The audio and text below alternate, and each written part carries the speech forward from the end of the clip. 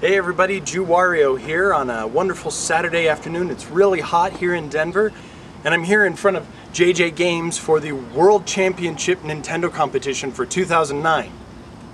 Wait a second, they're not having that. World Championship? Well, okay, how does that work? Well, hey, let's go inside and find out.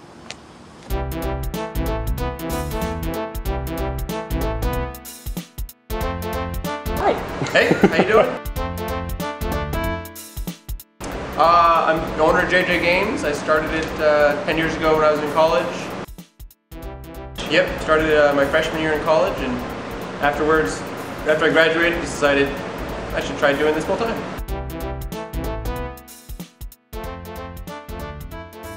Actually, I just saw someone selling some video games on a bulletin board somewhere. Figured I'd buy them and try and sell them, and made some money, so I sort of slowly kept on growing it, and never thought I would get into video game business, but it worked out really well. Yeah, I've always played old Nintendo and Genesis and Super Nintendo, and sort of a natural business to go into. So I figured like everyone's doing Halo tournaments and Street Fighter tournaments and those kinds of tournaments, and I thought it'd be nice to have sort of retro one for people who grew up, maybe didn't get a chance to go to the Nintendo World Championships when they were a kid, or they just never really played the newer systems. They like the 2-button games.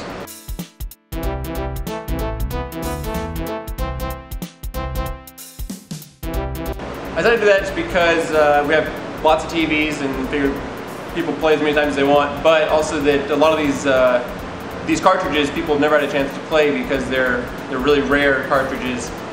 So I figured you don't want people to play one time and be like, oh, I didn't know you had to do that, or I didn't know you do this. So they figured one time through, they sort of learn what they're supposed to do, play it again another time, and they can sort of hopefully get a better score. We can get 80 people per hour playing the systems, because each game you play for 6 minutes, give or take, and then we'll be here for about 7 hours. It's mainly JJ Games, but we had an energy drink company say they want to give us a bunch of free energy drinks. Vortex Cocoa energy drink. For the gamer. So they're going to give us some free drinks. Might as well let them do it. I'm going to have $200 gift cards to JJ Games so they can buy some vintage games for the winner of Nintendo World Championship and Campus Challenge. And then we'll also have the retro cartridges themselves that we're playing. We're going to give away 3 of those. You actually have to be good at the games and actually get a good score to win the cartridges. You could have a chance, but I think it's good for the gamers at Denver because they get a chance to all get together and sort of meet other video game players in the area. It's also a chance where they can see a store that probably has more vintage games than anywhere else in town. Most GameStops and places don't sell Nintendo, Super Nintendo, PlayStation 1 anymore, so it's a place they can sort of find out about a store that sells those if they are interested in those kind of games. The guy who bought the cartridge shipped it off to someone else who sort of took off the ROM and all the data.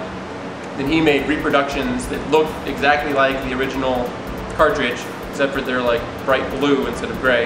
Has little dip switches just like the original cartridge.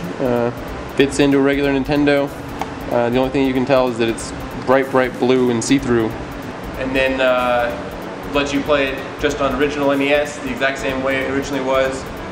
So I just bought 5 of those from this guy who sells them online. Yeah, definitely. So here we have shelves and shelves and shelves of vintage video games. So we have a bunch of Super Nintendo stuff all on this shelf. We probably have maybe 300 different games in stock. We have a bunch of Dreamcast stuff. We have original Xbox. We have some PlayStation 2, Sega Genesis. Unfortunately, the Nintendo shelves and the PlayStation 1, all those are sort of hidden away because of the tournament right now. But yeah, we have pretty much every system from Nintendo to Xbox, and hundreds of games for each one. Yeah. Yeah. When I get happy enough,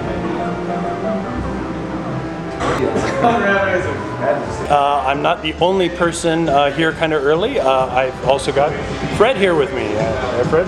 Hi. What's your favorite system? Toss it between the NES and the Sega CD, actually. NES. Sega CD? And Sega CD, yeah. What tricks and tactics are you going to use? Fixing Rad Racer quite a bit. That's Rad one that Racer is tough. I was up till about 4 o'clock last night just going on Rad Racer. 4 o'clock. Dude, Yeah. 4 o'clock. Now that is dedication. And I've got the owner's wife, Angie, right here too. Hi, Angie. Say hello to the world. Hello, world. Now, do you also game yourself?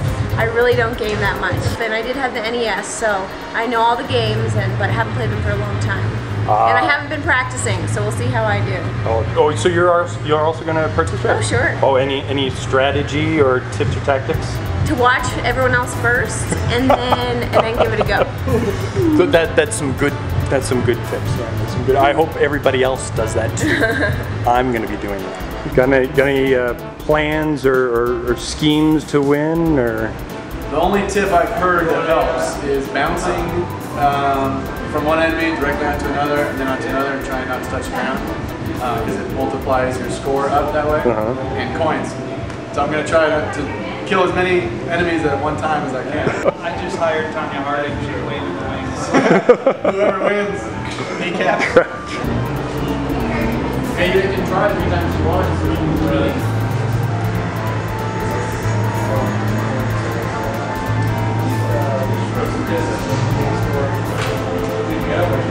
Sure, my real glasses.